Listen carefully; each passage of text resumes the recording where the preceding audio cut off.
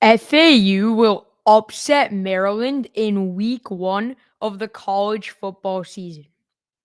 What is going on, everybody? Welcome back to the Night Owls podcast, your daily destination for all things FAU sports. We'll be bringing you so much more content now that the season has started. Expect 2 to 3 uploads a day. So if you want your FAU news, your American Conference news, here is the spot. So make sure you don't miss another video. Hit that like button, subscribe to the channel, and leave a comment down below if you guys have any suggestions of future video ideas that we record. So let's get back to the video. I believe that FAU is going to beat Maryland in week 1. And let's start with why. Now, if we look at this FAU program as a whole, one stat keeps on coming up when I keep on looking at this FAU team against tough competition. And that is that FAU has lost their last 3 Big Ten opponents, to their last 3 Big Ten opponents, by an average of just 4 points. Now, if we look at it, last year against Michigan State, FAU lost by 6. The year before, they lost to Illinois by 6. And then the year before that, they lost to a Purdue team who made the Big Ten championship by just 2 points. So FAU is able to play up to competition. This is not something where it's a once in a lifetime upset for FAU. They've beaten Big Ten teams before. They beat Minnesota I think it was 11 years ago. So FAU is able to pull off these big upsets, and I think that they'll be able to do that against Maryland this weekend. Now, let's talk about both of these teams actually. When we look at the quarterback position, I tend to pick the team who has the better quarterback in these types of matchups. And I think it's pretty clear that we can trust Caden Velkamp more than what we can trust whoever's going to be the starter on Maryland. It's a 3-person competition, but Malik Washington is probably going to start. That's what most of us assume. And he is a true freshman. Now, let's talk about both these quarterbacks. You have one guy in Caden Velkamp who's experienced. He worked his way up the depth chart in Western Kentucky.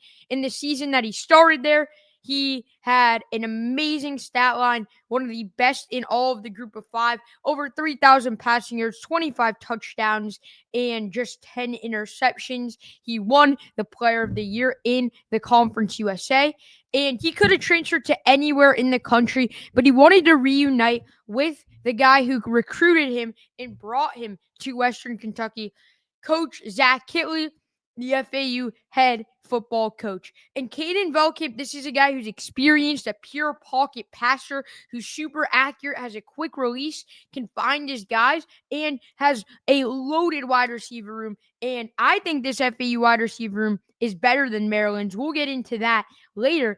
But we look at Caden Velkamp. This is an experienced guy who has won meaningful football games. He made the conference championship in his conference last year, led the team to 8 games, brings his number 1 receiver over from Western Kentucky to FAU. This is going to be an interesting game, but it's going to come down to the quarterbacks, and I trust Caden Velkamp. Now, when we flip it over to Maryland's quarterback, it's probably going to be Malik Washington. This is a true freshman guy. A true freshman who was a 4-star recruit. Yes, I'll give you that. The number 5 quarterback in his class. He is a more mobile quarterback who can use his legs, get outside the pocket, scramble on the perimeter, and he's a dual threat guy.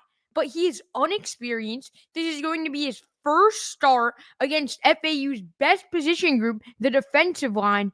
And I think that FAU's defensive line is going to be able to get after Malik Washington. So overall, this D-line, I think, has the advantage, and we'll get back into that later when we talk about some of the key stars on FAU's defensive line. But let's think about this. And I want to ask you this. Who do you trust more? A true freshman quarterback who, yes, he's a 4-star recruit, but he is a true freshman, or the Conference USA Player of the Year, a guy who threw for 25 touchdowns, brings his top receiver with him, had over 3,000 passing yards? I'm taking Caden Velkamp in that matchup because we know what to expect. Malik Washington can go out there and he's playing with a completely new level. And I think that this FAU team is going to be able to take advantage of this.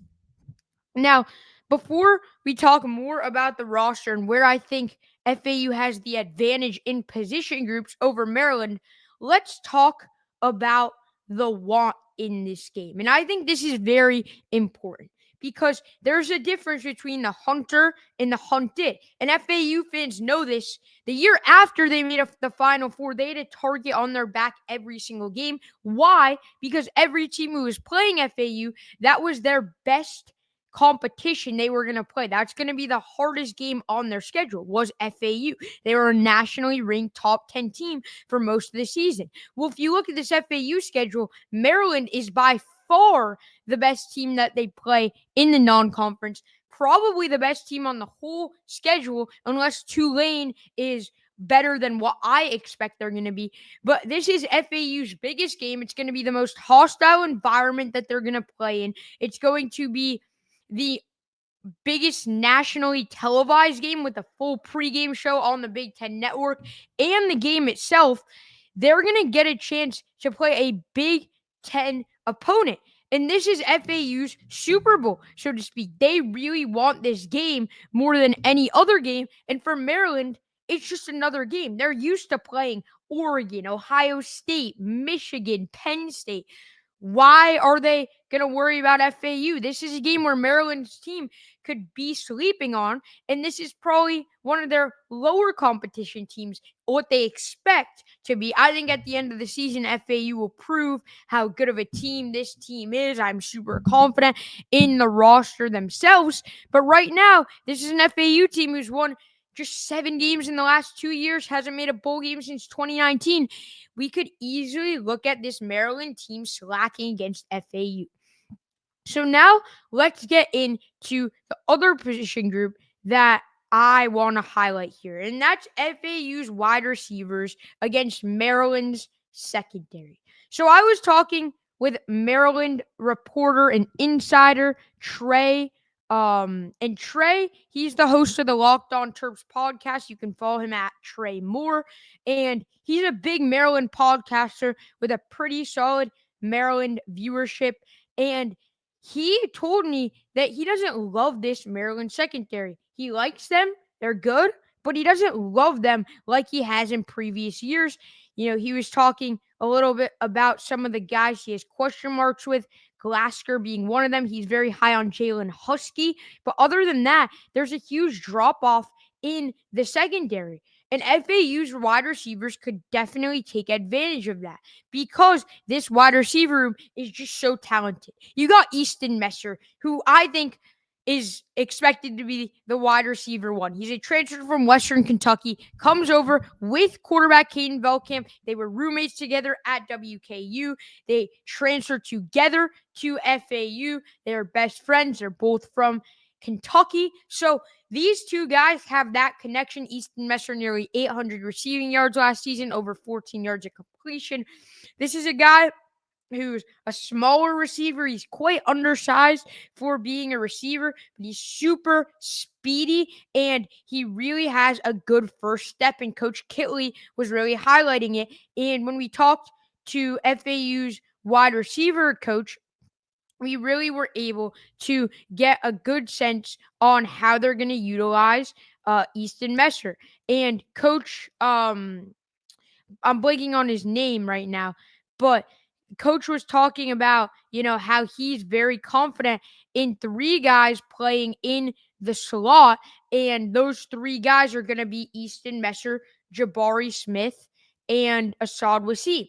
But to highlight Easton Messer and to get back on point with him, Coach McCarthy was talking about how Caden Velkamp and Easton Messer in practices, their connection is like that. But then something Coach Kelly mentioned when I talked to him yesterday really stuck out. And he said, teams are going to double Easton Messer. So we have another guy that our whole game plan is revolving around in the passing game, in the air raid game. And I'm not going to say who that is because That's what Coach Kelly said. He said, I'm not going to say who it is because I don't want to give Maryland any hints. But I think we can all assume that is Assad Wasim. He's had a dominant fall camp, had 2 touchdowns in the last scrimmage. He's also a little undersized. He's very crafty. He's shifty. He's speedy. He is very versatile. And I think this is a guy who FAU is going to use a lot in the Maryland game if they put 2 guys on Easton Messer. Assad Wasim, he really improved last year. And what he was with last year was an extremely talented receiver. He was at Colorado with Travis Hunter, Jimmy Horn Jr., LeJontay Wester. He learned so well from those Colorado receivers, and he's able to translate it where he'll be in where he'll get an opportunity to start here at FAU. And I think that Assad Wasim is going to be that Swiss Army knife for FAU because if Easton Messer is doubled, who's Caden Velkamp going to turn to? That's going to be Assad Wasim. Now, also in the receiver room, Jabari Smith, he returns over 18 yards a catch last season. He was able to get into a lot of games. I really am high on him, even though he's playing with the 2s in the scrimmages.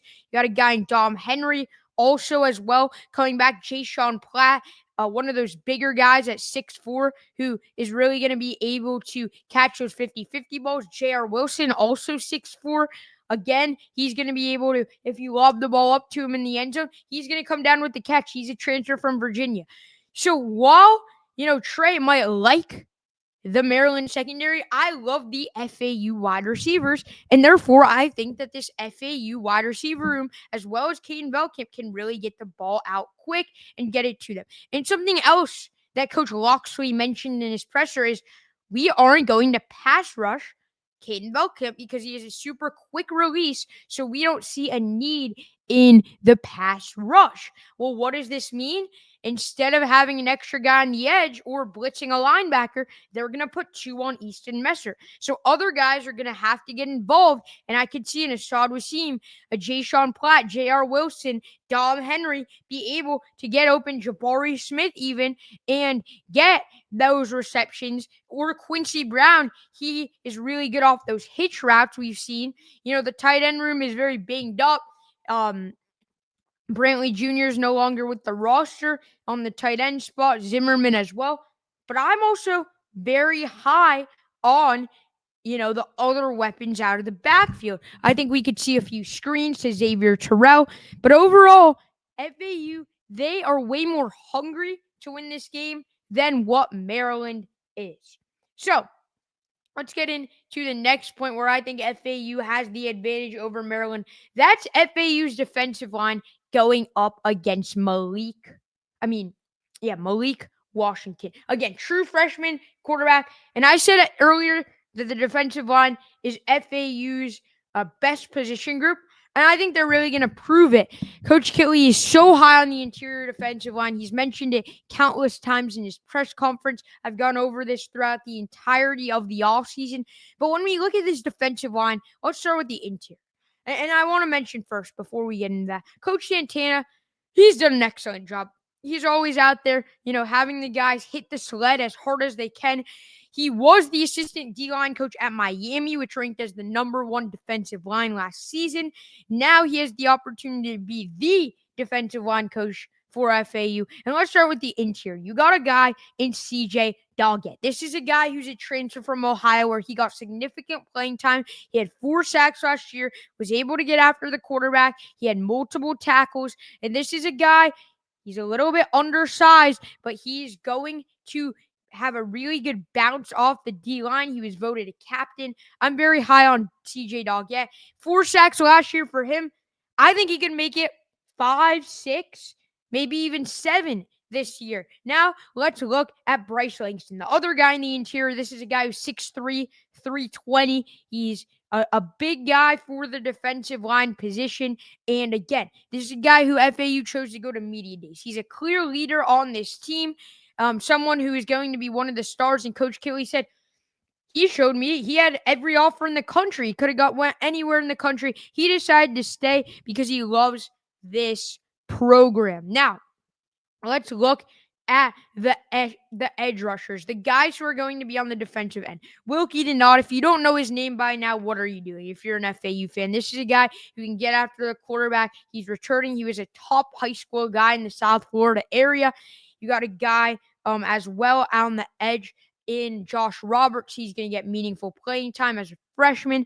That's, again, a really huge achievement. Deshaun Batiste, a redshirt freshman transfer from Tulane. He's looked excellent in camp. Again, he's a high-end recruit. This defensive line is the best in the American Conference, and they're going to give Malik Washington no time to throw out there. So I'm very confident that FAU wins. So now let's get into the next segment. We talked a little bit about why FAU is more hungry, why their position groups are they have the advantage in certain position groups against Maryland. Let's talk about overall score predictions. I like the Owls to win this game 27-24. I think we're going to see a lot of Caden Shields-Dutton. I think this is an upset type of game where FAU is up kind of early. They jump out to a 10-0 lead. Maryland makes it 10-6 at halftime with 2 field goals. And then the second half happens and Maryland gets up 16-10, a field goal and a touchdown for them. And then FAU is able to score 2 touchdowns, go up 24-16. And then Maryland scores a touchdown at 24-16. They go for 2. They convert 24 all FAU, drives down the field, and makes the field goal on the last play of the game. Maybe it's not the last, but give me 27-24 FAU. I like the Owls in this one. But drop your score prediction down below. I think FAU is going to upset Maryland. Do you think that FAU is going to upset Maryland? Let me know in the comment section. Thank you guys so much for watching. See you in the next one. Peace. And go out.